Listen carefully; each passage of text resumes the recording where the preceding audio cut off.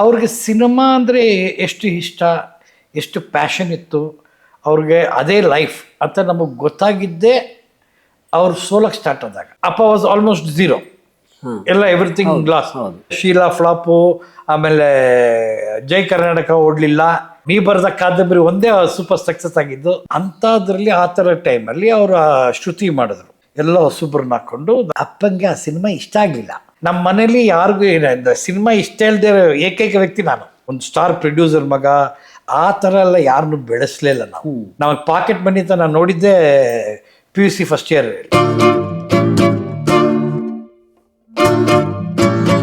ಸ್ನೇಹಿತರೆ ನಮಸ್ಕಾರ, ಡೈಲಿ ಮಾಧ್ಯಮಕ್ಕೆ ಮತ್ತೊಮ್ಮೆ ನಿಮಗೆಲ್ಲ ಆತ್ಮೀಯ ಸ್ವಾಗತ. ನಾನು ಅಶೋಕ್ ದಾವಣಗೆರೆ. ಕನ್ನಡ ಚಿತ್ರರಂಗ 90 ವರ್ಷ ಪೂರೈಸಿದೆ. ಈ ಸಂದರ್ಭದಲ್ಲಿ ನನಗೆ ಅನೇಕರ ಸಂದರ್ಶನ ಮಾಡಬೇಕು ಅಂತ ಇತ್ತು.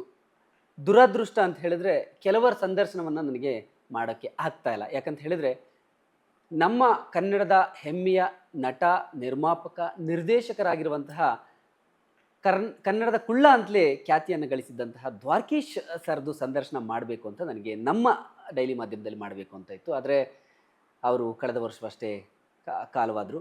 ಏನು ಮಾಡೋಕ್ಕಾಗಲ್ಲ, ಎಲ್ಲವೂ ವಿಧಿಲಿಖಿತ. ಸೊ ಈಗ ದ್ವಾರಕೀಶ್ ಸರ್ ಇಲ್ಲ, ಅವರ ನಿವಾಸಕ್ಕೆ ನಾನು ಬಂದಿದ್ದೀನಿ. ಈ ಮನೆ ಹೊಸೂರು ರಸ್ತೆಯಲ್ಲಿರುವಂತಹ ಮನೆ. ಇಲ್ಲಿ ದ್ವಾರಕೀಶ್ ಸರ್ ಸುಮಾರು 2 ವರ್ಷ ಇದೇ ಮನೆಯಲ್ಲಿ ಇದ್ದರು. ಸೊ ದ್ವಾರಕೀಶ್ ಸರ್ನ ಮಾತಾಡ್ಸೋಕ್ಕೆ ಆಗಲಿಲ್ಲ. ಸೊ ಅವರ ಪುತ್ರ ಯೋಗೀಶ್ ದ್ವಾರಕೀಶ್ ಅವರು ನಮ್ಮ ಜೊತೆ ಇದ್ದಾರೆ. ಸರ್ ನಮಸ್ಕಾರ, ಭಾಳ ಸಂತೋಷ ಆಯಿತು. ಯೋಗೀಶ್ ದ್ವಾರಕೀಶ್ ಸರ್ ನಮ್ಮ ಜೊತೆ. ದ್ವಾರಕೀಶ್ ಸರ್ ಅವರ ಜರ್ನಿ ಬಹಳ ಸುದೀರ್ಘವಾದಂತಹ ಜರ್ನಿ, 7 ದಶಕಗಳ ಜರ್ನಿ. ಇವರು ಕೂಡ, ಯೋಗೀಶ್ ಸರ್ ಕೂಡ ದ್ವಾರಕೀಶ್ ಅವರು ಅಂದರೆ ಅವರ ತಂದೆಯವರ ಪ್ರೊಡಕ್ಷನ್ನಲ್ಲಿ ಬಹಳ ಒಂದು ದೊಡ್ಡ ಪಾತ್ರವನ್ನು ನಿರ್ವಹಿಸಿದರು. ಕೊನೆಯ ಹಂತದಲ್ಲಿ 35 ವರ್ಷ ಕೊನೆಯ ಹಂತದವರೆಗೂ ಕೂಡ ಅದನ್ನು ತಗೊಂಡು ಬಂದರು. ಅದೆಲ್ಲವನ್ನು ಕೂಡ ಮಾತನಾಡಿಸ್ಬೇಕು ಅಂತ. ಸರ್ ಶುರು ಮಾಡೋಣ ಹಂಗಿದ್ರೆ? ಎಸ್ ಸರ್ ಬನ್ನಿ.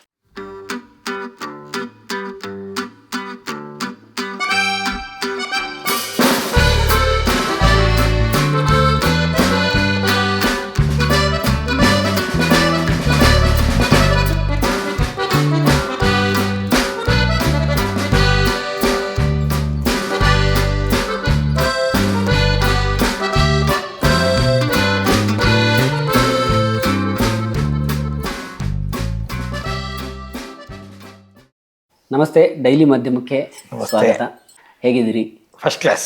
ಅಪ್ಪಾಜಿ ನಟರಾದರು, ಬಟ್ ನಿರ್ಮಾಣ ಅಂತ ಬಂದಾಗ ಮೇಯರ್ ಮುತ್ತಣ್ಣ 64 ಮಾಡ್ತಾರೆ. ಅಲ್ಲಿಂದ 2019 ಆಯುಷ್ಮಾನ್ ಭವವರೆಗೂ ಸರಿಸುಮಾರು 50 ಸಿನಿಮಾಗಳು. ನಿಮಗೆ ದ್ವಾರಕೀಶ್ ಮತ್ತು ಅವರ ಸಿನಿಮಾ ಜರ್ನಿ ಅಂದಾಗ ಏನು ರಿಕಾಲ್ ಆಗುತ್ತೆ? ಅದು ಏನು ರಿಕಾಲ್ ಆಗುತ್ತೆ ಅಂದರೆ, ಒಂದು ಲೆಜೆಂಡ್. ಓಕೆ, ಯಾಕಂದರೆ ನಾವು ಬೆಳೆದಾಗ, ನಾವು ಹುಟ್ಟಿ ಬೆಳೆದ್ಬೇಕು ಫಸ್ಟ್ 10-12 ಇಯರ್ಸ್ ಅಂದಾಗ ಅಪ್ಪ was in is peak. So ನಮಗೆ ಅವಾಗ ನಮಗೆ ಅರಿಯಾದ ವಯಸ್ಸು ಅಂತಾರೆ, ನಮಗೆ ಗೊತ್ತಿಲ್ಲ ಆಯಿತಾ. ಬಟ್ ನಾವು ಚಿಕ್ಕ ವಯಸ್ಸಲ್ಲಿ ಬೆಳೆದಾಗ ಏನೋ ಅಪ್ಪ ಬಿಗ್ ಮ್ಯಾನ್ ಅಷ್ಟು ಆ ಥರ ನಮಗೊಂದು ಫೀಲ್ ಇತ್ತು. ಬಟ್ ಅವ್ರಿಗೆ ಸಿನಿಮಾ ಅಂದರೆ ಎಷ್ಟು ಇಷ್ಟ, ಎಷ್ಟು ಪ್ಯಾಷನ್ ಇತ್ತು ಅವ್ರಿಗೆ, ಅದೇ ಲೈಫ್ ಅಂತ ನಮಗೆ ಗೊತ್ತಾಗಿದ್ದೇ ಅವ್ರು ಸೋಲಕ್ಕೆ ಸ್ಟಾರ್ಟ್ ಆದಾಗ. ನಮಗೊಂದು ನನಗೆ 14-15 ವರ್ಷ, ನಮ್ಮ ಅಣ್ಣಂಗೆ 16-17 ವರ್ಷ ಇರಬೇಕಾದ್ರೆ ನಮಗೆ ಕಂಟಿನ್ಯೂಸ್ ಲಾಸಸ್, ಕಂಟಿನ್ಯೂಸ್ ಫ್ಲಾಪ್ಸ್.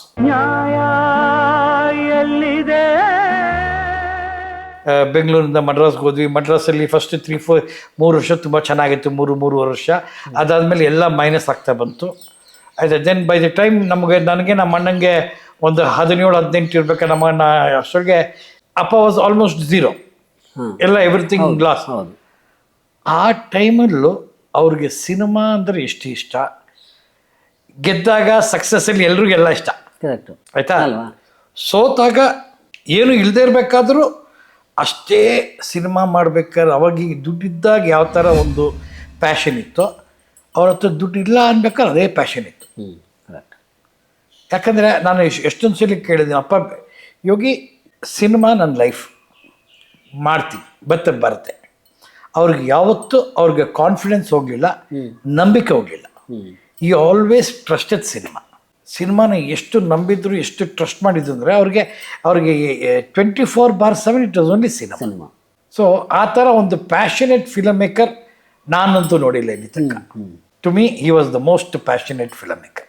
ಅದೇ ಫಸ್ಟ್ ಬರೋದು ಅವ್ರ ಬಗ್ಗೆ ಕೇಳಿದ್ರೆ. ನೀವು ಮನೇಲಿ ಏನು ಚರ್ಚೆ ಮಾಡ್ತಿದ್ರು ಅಂದ್ರೆ ಸಿನಿಮಾ ಅಂದಾಗ ನಿಮ್ಮ ಜೊತೆ ಏನಾದರೂ ಸಿನಿಮಾಗಳ ಬಗ್ಗೆ ಚರ್ಚೆ ಆಗ್ತಿತ್ತಾ ಮನೆ? ಖಂಡಿತ ಯಾವಾಗಲೂ ಅಮ್ಮ ಯಾವುದೇ ಸಿನಿಮಾ ಮಾಡಬೇಕು ಯಾವ್ದಾದ್ರು ಬೇರೆ ಸಿನಿಮಾ ರೀಮೇಕ್ ಮಾಡಬೇಕು ಅಂದರೆ ಇಲ್ಲ ಯಾವ್ದಾರ ಕತೆ ಮಾಡಬೇಕು ಅಂದರೆ ಯಾವ್ದಾರ ಕತೆ ಕೇಳಿದರೆ ಅಮ್ಮಂಗೆ ಕೇಳಿಸೋರು, ನಮ್ಮ ಜೊತೆ ಡಿಸ್ಕಸ್ ಮಾಡೋರು. ಇದೆಲ್ಲ 15, 16, 17 ವರ್ಷ ನಂತರ ಲೇಟ್ 80s ಎಲ್ಲ 88, 89, 90 ಆ ಟೈಮಲ್ಲಿ ಅಂಡ್ ನಮ್ಮ ಅಣ್ಣಂಗೆ ನನಗಿಂತ ಜಾಸ್ತಿ ನಮ್ಮ ಅಣ್ಣನ ಕೇಳೋರು. ನಮ್ಮ ಅಣ್ಣ ವಾಸ್ ಮೋರ್ ಸಿನಿಮಾ ಓರಿಯೆಂಟೆಡ್. ಇವಾಗ ಅಮೇರಿಕಲ್ಲಿದ್ದಾರೆ. ಈ ವಾಸ್ ಮೋರ್ ಸಿನಿಮಾ ಓರಿಯೆಂಟೆಡ್. ಅವ್ರ ಹತ್ರ ತುಂಬ ಡಿಸ್ಕಸ್ ಮಾಡೋರು. ಇನ್ನೊಂದು ಇನ್ಫ್ಯಾಕ್ಟ್ ನಿಮಗೆ ಒಂದು ವಿಷಯ ಹೇಳಬೇಕು ಅಂದರೆ, ಶ್ರುತಿದು ಒಂದು ಸಿನಿಮಾ ಮಾಡಿದ್ವಿ, ಎಲ್ಲರೂ ಹೊಸಬ್ರು. ಅಲ್ಲಿ ತನಕ ಅಪ್ಪ ಹೊಸಬ್ರು ಹಾಕೊಂಡು ಜಾಸ್ತಿ ಪಿಕ್ಚರ್ ಮಾಡಲೇ ಇಲ್ಲ. ಅದೇ ಫಸ್ಟ್ ಇಲ್ಲ, ಅದಕ್ಕೆ ಮುಂಚೆ ಮಾಡಿದರು. ರಾವಣ ರಾಜ್ಯ ಎಲ್ಲ ಹೊಸಬ್ರೆ, ಓಕೆ.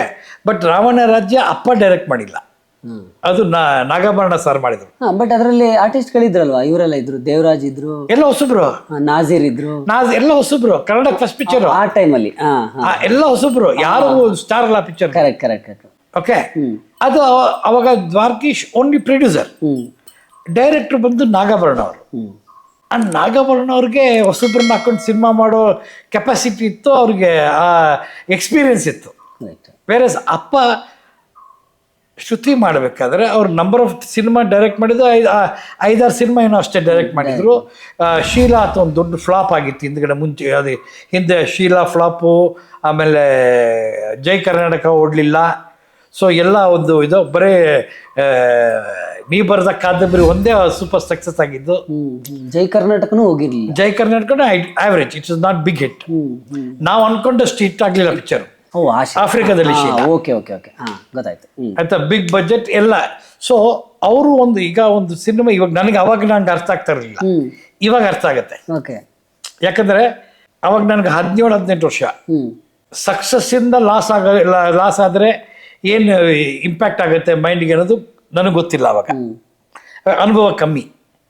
ಅಂಥದ್ರಲ್ಲಿ ಆ ಥರ ಟೈಮಲ್ಲಿ ಅವರು ಶ್ರುತಿ ಮಾಡಿದ್ರು, ಎಲ್ಲ ಹೊಸಬ್ರನ್ನ ಹಾಕ್ಕೊಂಡು ರೀಮೇಕ್ ಸಿನಿಮಾದು. ತಮಿಳಲ್ಲಿ ಬಂದಿದ್ದ ಸಿನಿಮಾನ ಕನ್ನಡದಲ್ಲಿ ಮಾಡಿದ್ರು. ಆ ಸಿನಿಮಾ ಒಂದು ಕಂಟಿನ್ಯೂಸ್ 52 ವರ್ಷನ 52 ದಿನ 53 ದಿನ ಕಂಟಿನ್ಯೂಸ್ ಶೆಡ್ಯೂಲ್. ಅದು ಒಟ್ಟಿಗೆ ಒಂದೇ ಶೆಡ್ಯೂಲ್ ಮಾಡಿದ್ರು. ಅದು ಮಾಡಿ ರಶಸ್ ನೋಡ್ತಾ ಇದ್ವಿ. ಅವಾಗೆಲ್ಲ ಮಾನಿಟರ್ ಎಲ್ಲ ಇಲ್ಲ. ಶೂಟಿಂಗ್ ಮಾಡಿದ್ಮೇಲೆ ಎಲ್ಲ ಮುಗಿದ ಮೇಲೆ ಹೋಗಿ ಕಂಪ್ಲೀಟ್ NG ಎಲ್ಲ ರಿಮೂವ್ ಮಾಡಿ ಓಕೆ ಶಾಟ್ಸ್ನೆಲ್ಲ ಹಾಕಿ ಒಂದು ರಶ್ ಆ ರಶ್ 3-4 ಗಂಟೆ 4 ಗಂಟೆ ನೋಡ್ತಾ ಇದ್ವಿ ಥಿಯೇಟ್ರಲ್ಲಿ ಕಂಟಿನ್ಯೂಸ್ ಆಗಿ. ಆಯ್ತಾ, ಆ ಥರ ಸಿನಿಮಾ ರಶಸ್ ನೋಡಿದಾಗ ಅಪ್ಪಂಗೆ ಆ ಸಿನಿಮಾ ಇಷ್ಟ ಆಗಲಿಲ್ಲ. ಅವರೇ ಮಾಡಿದ ಸಿನಿಮಾ ಅವ್ರಿಗೆ ಅಷ್ಟೇ, ಇವತ್ತು ಚೆನ್ನಾಗಿ ಬಂದಿಲ್ಲ, ಚೆನ್ನಾಗಾಗಿಲ್ಲ ಅಂದ್ಬಿಟ್ರು. ಅವಾಗ ನಮ್ಮ ಅಣ್ಣಂಗೆ ತೋರಿಸಿದ್ರು. ನಮ್ಮ ಅಣ್ಣ ಸಂತು ನೋಡ್ದ. ಸಂತು ಅವಾಗ ಮೈಸೂರಲ್ಲಿ ಓದ್ತಾ ಇದ್ದ NI. ಆ ಗ್ಯಾಪಲ್ಲಿ ಬಂದಾಗ ಅವ್ನಿಗೆ ಸಿನಿಮಾ ತೋರಿಸಿದ್ರು. ಅವ್ನು ನೋಡಲ್ದು, ಇಲ್ಲಪ್ಪ ಚೆನ್ನಾಗಿದೆ. ಅವಾಗೈತೆ ಐ ಥಿಂಕ್ 20-25 ದಿನ ಶೂಟಿಂಗ್ ಆಗಿತ್ತು, ಮಧ್ಯೆ ಒಂದು 3-4 ದಿನ ಬ್ರೇಕು. ಆ ಬ್ರೇಕ್ ಟೈಮಲ್ಲಿ ಬಂದ 25 ದಿನ ಶೂಟಿಂಗ್ ನೋಡಿದ್ರು. ಆ ರಶಸ್ ನೋಡಿದಾಗ ನಮ್ಮ ಅಣ್ಣ ಟೋಲ್ಡ್ ವೆರಿ ಇಲ್ಲ, ಇದು ತುಂಬ ಚೆನ್ನಾಗಿ ಬಂದಿದೆ ಪಿಕ್ಚರು, ಚೆನ್ನಾಗಿದೆಪ್ಪ, ಮಾಡಿ ಮುಗಿಸಿ ನೀವು ಅಂದ್ಬಿಟ್ಟು.